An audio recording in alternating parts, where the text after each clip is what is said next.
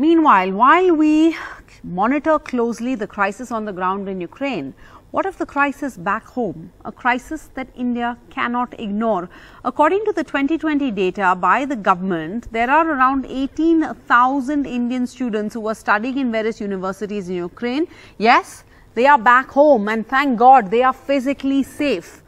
But their futures are still uncertain. Can these MBBS students from Ukraine continue their studies in India? Where will the students who were evacuated from Ukraine now study?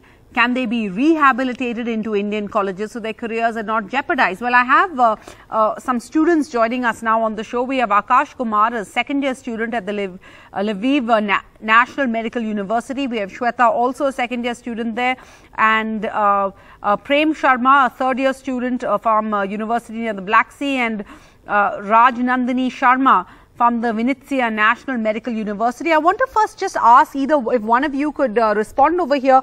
What are the challenges you all have been facing now? It has been, maybe 3 weeks since you've all been back home. What are the challenges you've been facing in being accommodated into the system, the Indian system? What are the challenges you're facing for lateral transfers? Akash Kumar? Yes. Actually, we are taking online classes, right? Yeah. So, but the thing is, MBBS not for online, right? We have to go for practicals also. Online education won't make us doctors. In the class, the teachers leave the class after hearing the air siren. No, so do you anticipate, do you hope, do you think when you hear the promises from our political leaders, etc., Shweta of Lviv National Medical University, do you have hope that you will be accommodated? Thank you, ma'am. First of all, I would like to thank you for listening to us. Ma'am, first of all, we would like to say that, as Akash said, that online classes are not for medical purpose and all that things. There is a hope, ma'am. That's why we are hoping for the best, because there is no chances of going back to Ukraine as war crisis is there, and many of us has faced that problem. And after seeing those things, after surviving there in the war for 4 or 5 days, we don't think that we'll go back and we'll be stable there. So we are hoping that we'll get a college here. Not at least college, we are getting a best hope. Ministers are saying, as it has been happened in past also, that students got medical colleges. That's why we are hoping for that only, ma'am. Okay, Prem Sharma, but I want to just, delve into this a little more. When you say you're hoping for getting a college, that's a different debate, whether there even are colleges, whether there's a seat, because if there was in India, maybe you wouldn't have gone to study abroad. But I want to ask that many of you students who have returned are somewhere in the middle of completing your graduation, right? But are there not differences, Prem Sharma, in the curriculum, in the academic standards, followed by colleges in Ukraine? Will it be easy or seamless to actually you are a third-year student, to let a third-year student from Ukraine continue in the same third year in an Indian college? I'm trying to understand practically, is that possible? Yes. It will be easy because all the subjects we are studying in India also, they are safe. Okay. And for us, here we can do, because we have to give FMG at the last of our education also. We are also ready for that FMG exam. We can do here education complete and we can give that exam also. We want to just complete our degree first. Okay. But is it not true, Raj Nandini Sharma, that the FMGE exam that your colleague Prem Sharma just mentioned, 4,000 students take that test every year and only 700 or so pass it? Thank you, ma'am. Go ahead, Raj Nandini. Yes, ma'am. Ma'am, the thing is, we have to study in every colleges. There are many types of students. Yeah. Not all students are studious students. So the passing rate is like that only.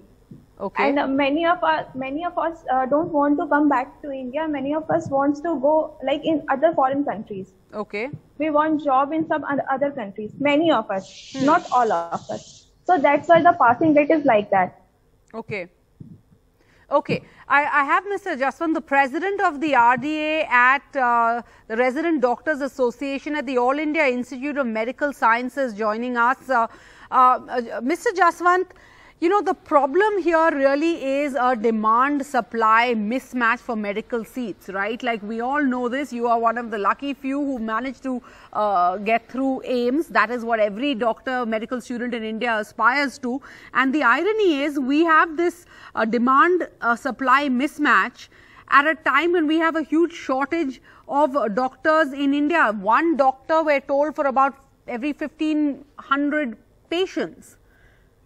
Can these students be accommodated in India, because we know we don't have those colleges, we have one AIIMS? Yeah, thank you so much for taking this important issue. And like my view is definitely these can be accommodated, but as you mentioned, the government has done a good job that they have evacuated all the students and all of them are safe right now. But now the real challenge comes. One issue that you raised regarding the FMG exam and their like passing rate. So like the government, what can they do? They have done in past, they have accommodated the students from private medical colleges to different semi-private or government medical colleges once the private medical colleges are closed. So they have accommodated them, but in those colleges were in India. Now, what government can do? They can just formulate some examination just to ensure if these students can pass the exam of particular prof. Like some students are there in 3rd year. So if they can pass the exam of 2nd year MBBS here, which is formulated by the NBE or NMC. So like just after passing that exam, they can accommodate the same students in the colleges which are here in India. Okay. So the justice can be done to the students and also will get better manpower at India. So that something can be done for the something we surely circumstances. need. Dr. Rajneesh Kapoor, is this a solution? Do you have solutions? The Vice Chairman of the Medanta Hospital, you understand the system, what is required. We have, I'm just trying to look at these numbers, only 562 medical colleges. That means around 86,000 seats. This is according to the Medical Council of India, the National Medical Council of India. That's just not enough for the number of students who aspire to become doctors and the number of doctors this country needs. Firstly, thanks for having me here. I concur with all these points that India has an abysmal shortage of doctors and hospital beds per 1,000 population. For a country vast like India, we require so many more doctors and so many more hospital beds. So I think the crux of the matter is that if we take into account the Indian GDP, Indian government only utilizes about 2 to 3% of the GDP towards education and particularly towards medical education. So we are falling much behind the expectations. So if that is not happening, so that means less of public hospitals. If you take into account public hospitals versus private hospitals, still public hospitals is 0.5 beds per 1,000 population, where if we add the private hospitals also, it becomes 1.5. So private hospitals in addition are supplying many beds as compared to public hospitals. But doctor, sorry to interrupt you, I don't mean to interrupt you. That is the long-term solution where we have no choice, but we have to increase the number of colleges and provide an education. What about the short term? What about these 18,000 students who have just come back? Can they be absorbed? Do you have any solutions for that? I mean, is the education system the same? What are the practical realities or the challenges in doing that? Absolutely. So I'm coming to this. So it's an unprecedented situation and it requires an unprecedented solution also. I think rightly said that they have to formulate exams at various levels. First professional, second professional and final professional. If the students are considered that they are doing good and they are at a level where at a compatible level at parity with the Indian student, then I think they should be taken into the Indian medical colleges. And obviously that would require some additional seats into the medical colleges by the government, and that regulation should be passed. But if they fail, I think then they go to the again the lower level of the examination, which is formulated by National Medical Council. So somewhere at least we make sure that these students do not lose their career, even if they have to spend 1 year extra to gain the parity with the Indian student. I think worth it. Worth it. Of course, so we want to make sure they don't lose their futures and their careers, but also we're talking about the health there. These are students who are going to graduate and then going to be operating on all of us. So we want to ensure that they are fit and suitable and educated to do that.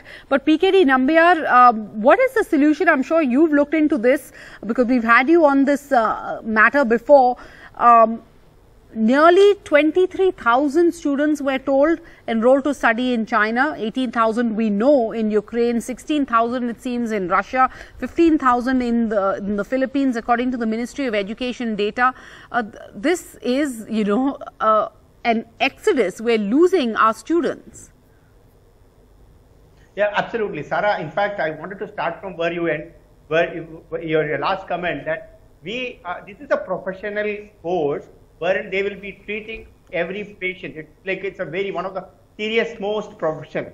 I think while I sympathize for all these students, they need to be accommodated to somewhere or the other way to make sure that their career is taken care. But it is also important to note that we have about 8 lakh plus people who participate on a NEET exam, and only 80,000 seats are available in Indian system.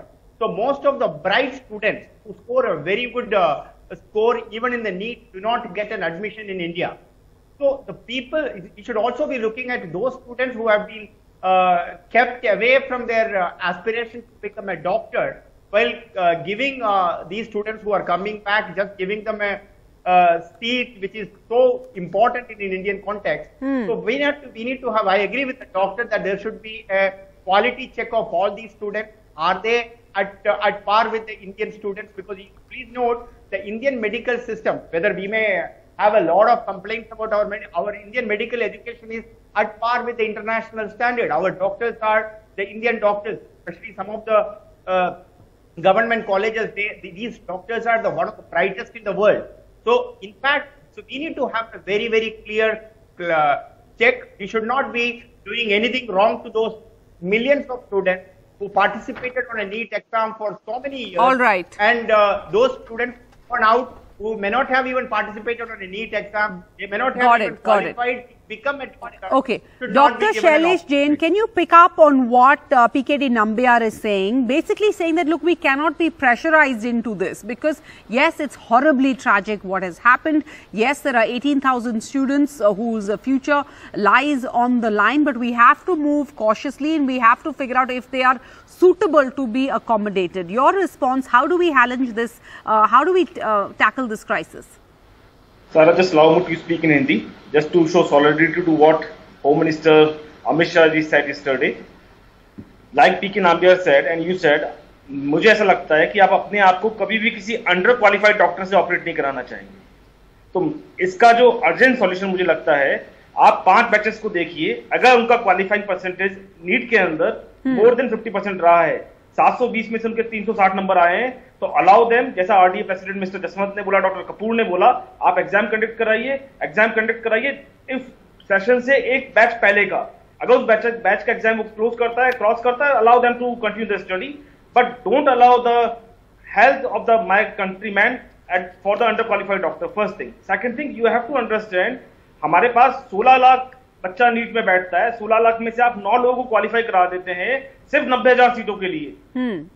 मतलब I am not able to understand. At the time of my education हमारे यहाँ पर उसमें 50% education, 50% qualifying percentage था. 720 में से 360 number mandatory था exam में पास होने के लिए. उसके बाद आपका मेरिट बनता था. यहाँ पे आपने 720 में से 138 नंबर कर दिया जनरल कैटेगरी के लिए, 108 नंबर कर दिया SC ST के लिए. I think somewhere something is messy. या तो गवर्नमेंट ऐसा चाहती है कि प्राइवेट इंस्टीट्यूट को प्रमोट किया जाए किसी मॉपअप राउंड के थ्रू या एनआरआई सीट के थ्रू या मैनेजमेंट कोटे के through. In my personal opinion we have to think in larger perspective. हमें कोई बड़ा एक्शन लेना चाहिए. और जो बच्चे 18,000 20,000 my sympathies with them, but if they are qualified and if they are qualified to study in our colleges, they should be allowed, but on the basis of the merit only. All right. Thank you all for joining us. We need to find some out of the box, think out of the box to find some solutions for this problem. And certainly, if we can find a solution, India can only stand to gain if you have these 18,000 students that we can absorb and use in our health system. Thank you all for joining us.